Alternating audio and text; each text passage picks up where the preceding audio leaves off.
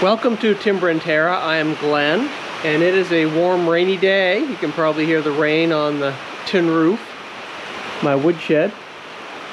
Anyhow, it's time for some boiler maintenance. About a week ago, I'll show you the damaged one when I take it out, but these are new ones. These are refractories, actually set like this in the boiler, if they'll stay upright. They're set like this. So the hot gases go down through the hole there, and that's where the secondary air ignites those unburnt gases and then causes the hot flame in the reaction chamber.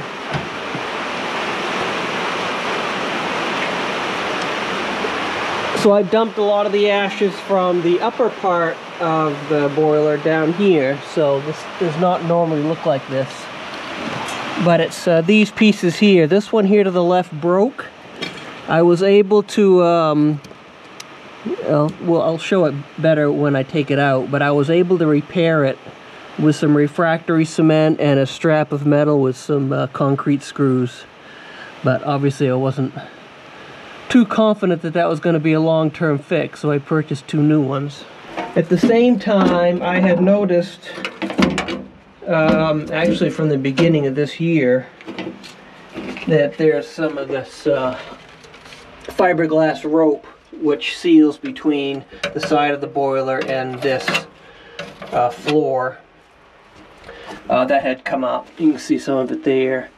Some of it's completely missing there. So I have new rope, and I'm going to finish cleaning this up. Then we'll take out the center here. This one here on the left is the damaged one. This one here on the right is not damaged, but it's probably due for replacement. This is the 6th full season I've used this boiler, so I really can't complain about the longevity of that. It does see a little bit of wear, obviously one from the flames and the ash constantly going down here, but also when I scrape the bottom of this, you know, when I fill it up with wood, you're supposed to sort of agitate the coals to make sure that the unburnt coals come to the surface, and the ash goes to the bottom here. So when I'm raking that, I'll poke this with the raker quite a bit as well. So it's just a wear item. This also has this fiberglass rope as a sealer. You can see it right there. So that comes up. So I do have new rope. This is 3/4 inch. It's pricey stuff. It's about, at least what I paid at my local hardware store, about $4 a foot. So I'm gonna have to get my little my battery operated jackhammer, because some of this creosote here along the back edge is, I could do it by hand, but it would take a long time. It'll be a lot easier work with my jackhammer. So I'll show you the last of cleaning this little bit up, and then we'll take those center pieces out and replace everything.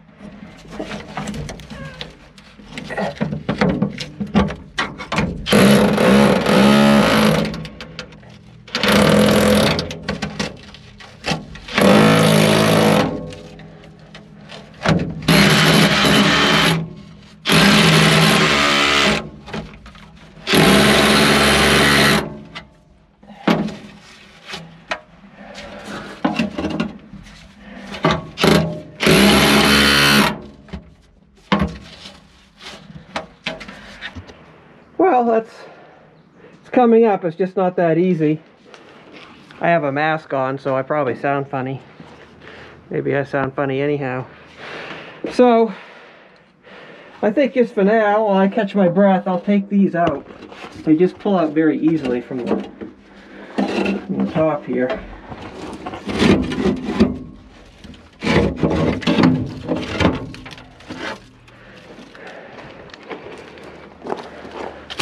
So now you can see the repair.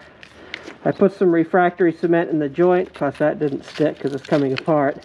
This was really what did the trick, was this metal strap that I attached to the bottom. So when it sets like this, the bottom can't come apart and it stays there.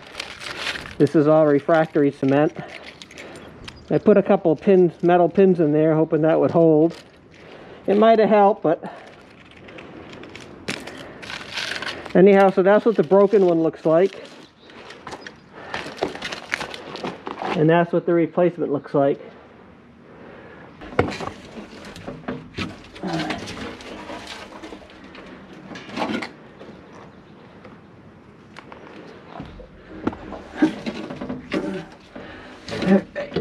So this one is offering some resistance. I'm guessing,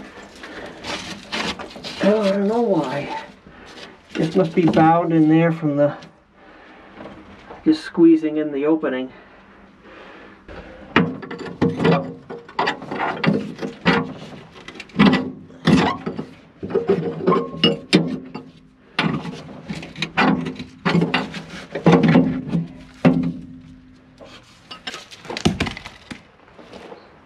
Okay, well, I was going to use that as a spare, but I guess I won't.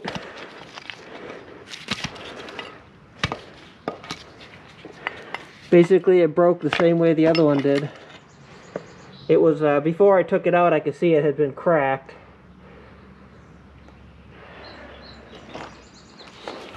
Okay, so for those that have these type of boilers, maybe replacing those every 5 years would be good, so you don't have to worry about replacing a broken one during heating season in the 6th year. Alright, so that opening is there. I'm trying to figure out, I never knew how this bottom surface, which separates the primary chamber from the secondary chamber below, how it set in there. I'm guessing it just sets on a lip with this fiberglass rope as a gasket.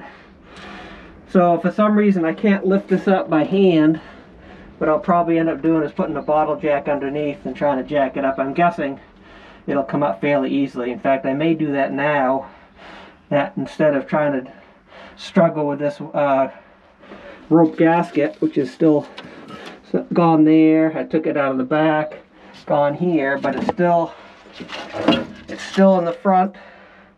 You can see that hole right there is for the secondary air. They call it a charge tube. That's this tube here. Blows in that end, and then these point downward, and that air blowing downward is what causes those hot gases to ignite in the reaction chamber. And that generates the hot air, which heats the water primarily through the heat exchanger in the back. So let me get a bottle jack and we'll try to jack this thing up from the bottom and see how that works. You know, I looked online, I could not find anything as far as how this thing came apart. I couldn't find any exploded views. This was not a part. This bottom floor that I'm jacking up was not a part that I could see that you could buy.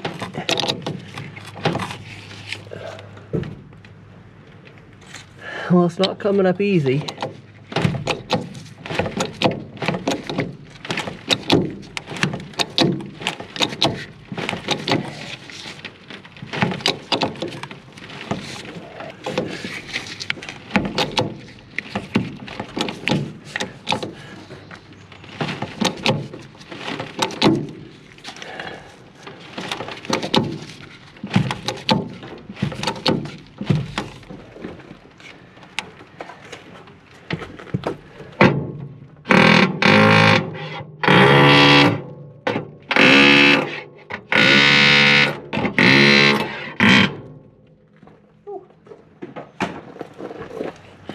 I think that did it. Oh, look at that.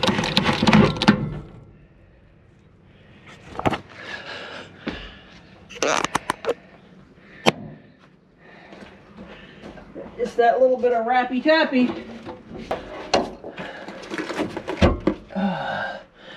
Now the trick is, I don't know how heavy it is.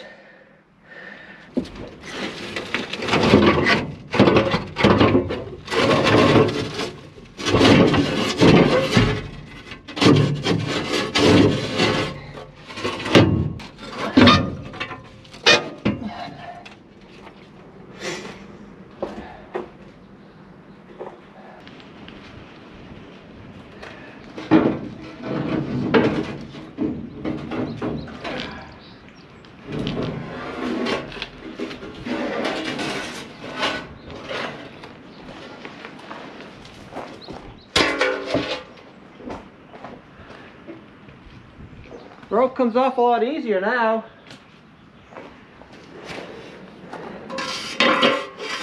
Yeah, hinge just does that. Actually, I think it's this way.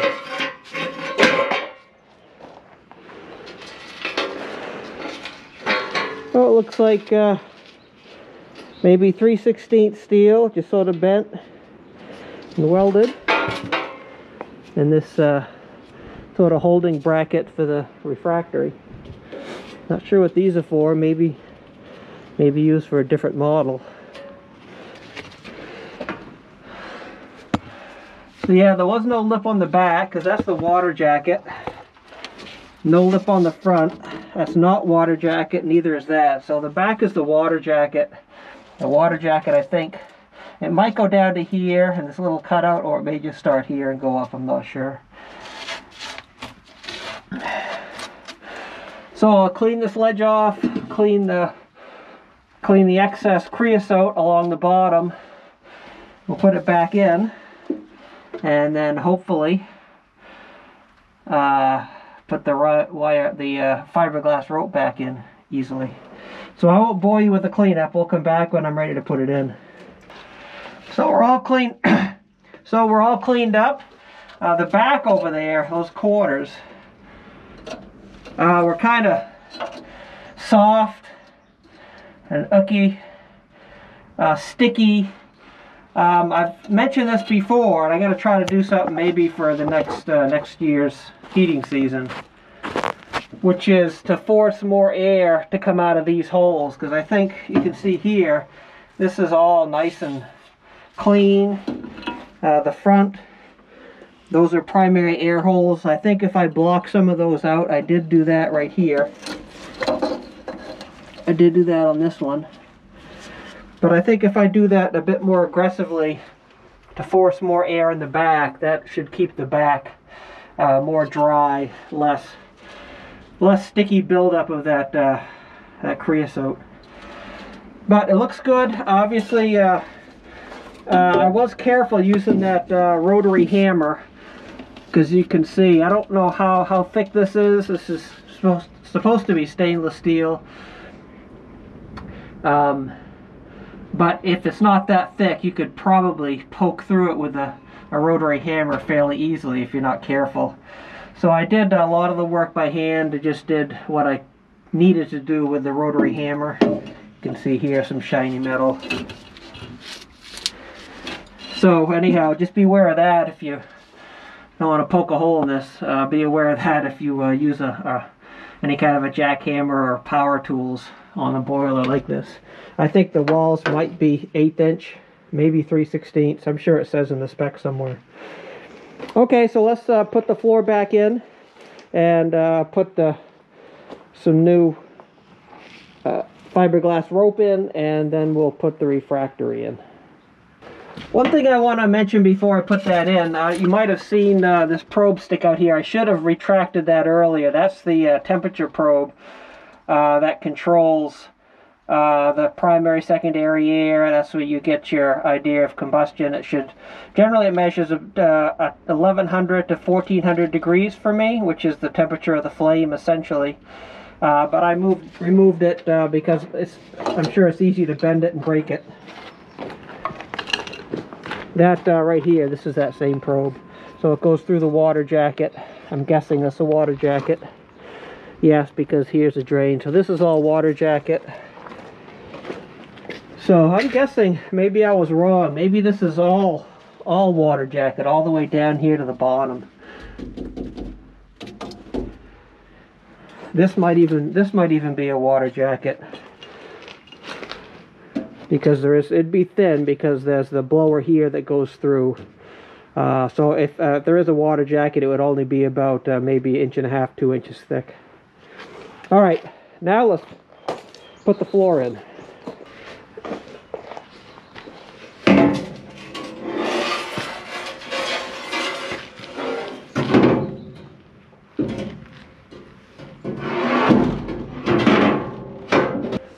So that slipped in a lot easier than it came out.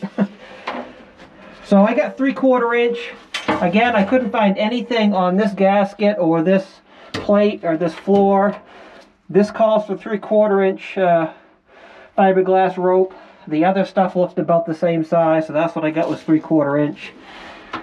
But there's a decent gap around the edge that I think will work well for 3/4 inch. Of course, it's quite flexible. It can squish it into a gap much less than 3/4 inch. So what I want to do is put this wire rope, I want to put the fiberglass rope in here first, then we'll put the refractory in.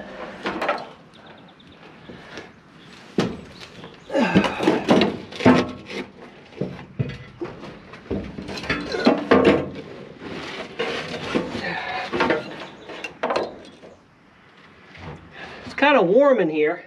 The water jacket, I think, is still like 130 degrees. I let it cool down overnight.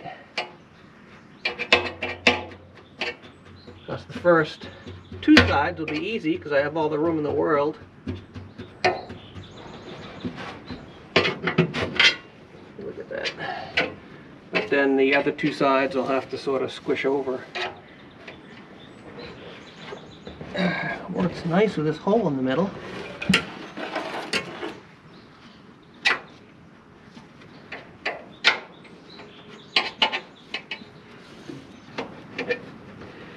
That slides in there nice, which means I wonder if this should have had 1 inch instead of 3/4 inch.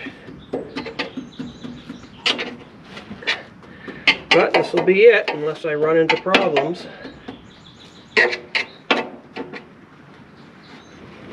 Just the sides I can push all the way down because I know there's a ledge on the front and the back. There is no ledge, it's just a straight wall, so that is just sort of being pinched between the floor and the side. So if I push it down too far, it'll go all the way through.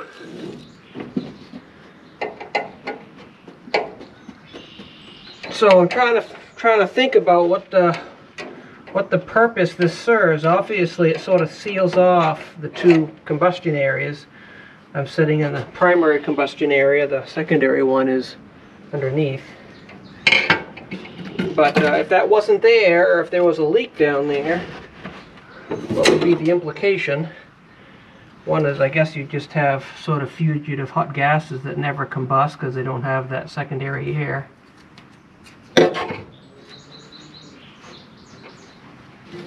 And hopefully this is enough for our refractory.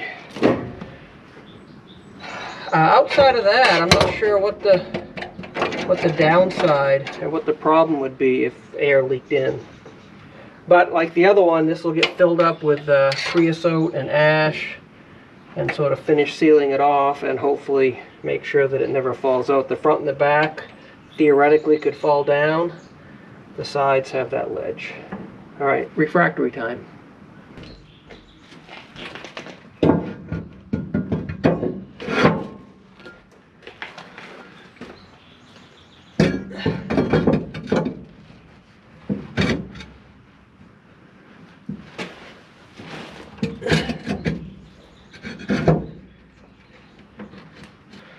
This seems to fit way too loose, but I know this called for 3/4 inch.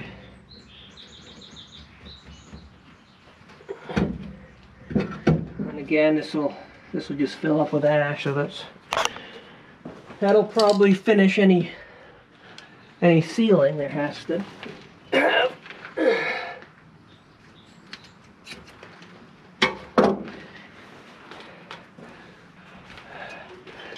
So I looked at this, wondering if that's getting thin, but it's really not. I mean, obviously this doesn't get too hot because whenever the furnace is really operating, whenever the fire is hot, there's relatively cool air blowing through this. I mean, it looks deformed a little bit, but it looks in really good shape. These refractories have a hole on each end, so it doesn't matter. They're identical. There's not a left and a right. But that pin there goes in that hole. Then we have to slide it in the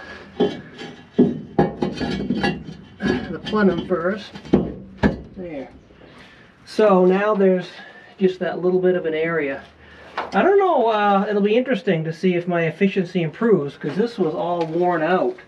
So there was a large area for air and coals to drop through there. Now that's, guessing that opening is about 1 inch. Huh, interesting.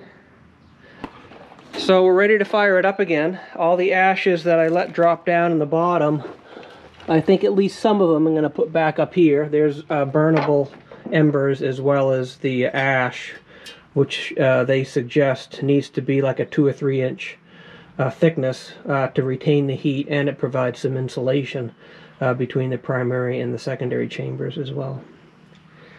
So we'll put some ash in there and we'll light it up.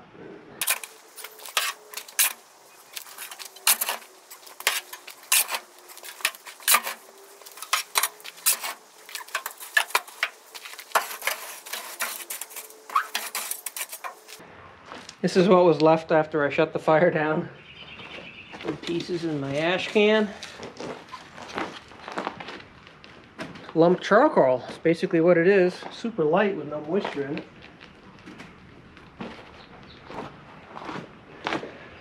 So this is that secondary, or the reaction chamber temperature probe.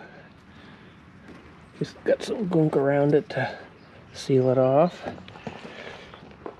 Gotta put this little thing back in. Pretty sure it goes this way based on the stuff.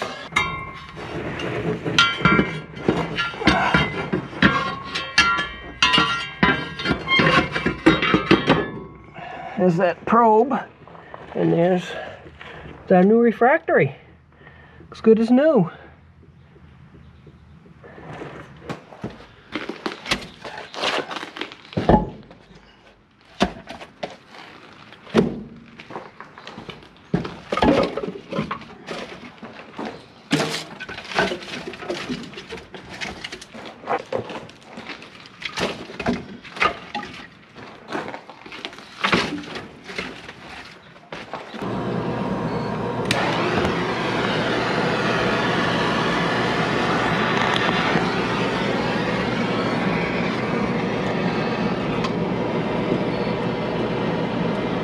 So what I do here is I'll get this kindling going and shut the door, let it burn for a bit, and then I'll put some smaller pieces on top, close the door, let it get going.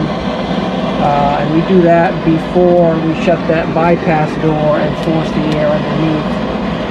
Because if you do it prematurely, the fire is just not hot enough to generate that gasifier effect. You know, I'm going to try to do it on both sides, because that's how it burns. It burns on the left and right, and then goes down in the middle. The air is coming in from those holes there along the side, the left and right, as well as right below my hand there.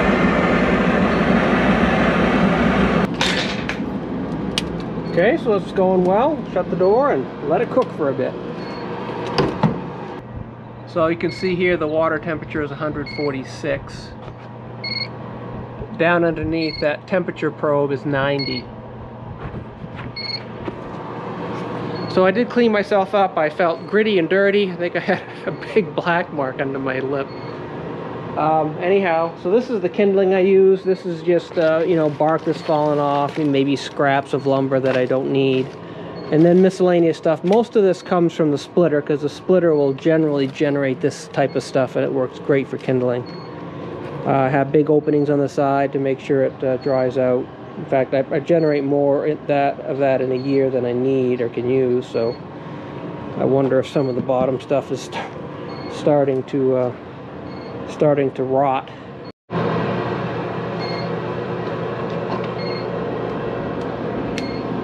Oh, it's starting to go well.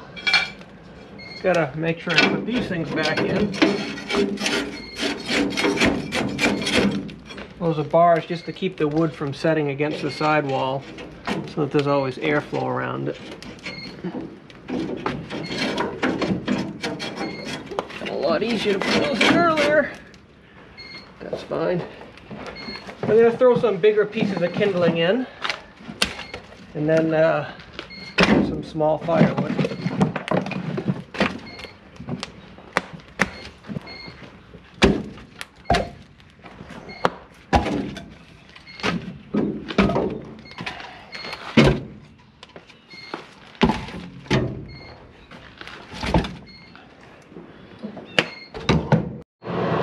Oh, it's been 20 minutes or half hour. Check to see what it looks like. Oh, I think we're good. Pieces on.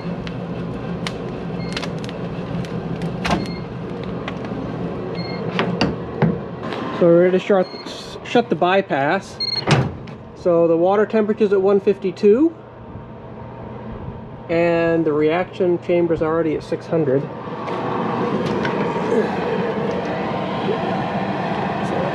the flame hasn't started that much. You can see puffs of it. So it'll take a little bit to get going. So we'll catch back up when things are going a little bit better. So it's been about an hour since I first put the kindling in and started it. So the water temperature's up to 172 now. The reaction temperature is over 1100. So that's sort of normal. Currently my set points for water are 175 to 185. So when it gets up to 185, it'll shut off. But the flame does look a little bit different, but that's, I think, normal. Very short flame, but it's hot. You can see the unburnt coals there glowing.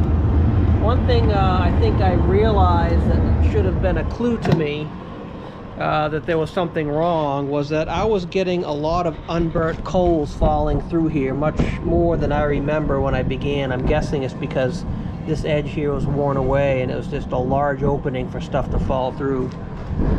So now that that opening is much smaller, one, it might be letting less air in, so the flame doesn't look as big. I think it's burning cleaner because there's plenty of oxygen to ignite the hot air that is coming down. And I shouldn't have those lots of volume of unburnt coals falling through like I had been. So happy with that. We'll call this fix good. It was probably about an hour, maybe an hour and a half to do the repairs, another hour to start it back up, sort of from cold, you know, with no hot coals in there to begin with. So we go from that to brand new again. So hopefully this might help some folks learn what I didn't understand, which is how to take that floor out, and maybe a bit more about that refractory and the implications of that. So thanks for watching this video. I appreciate it. Stay tuned for more.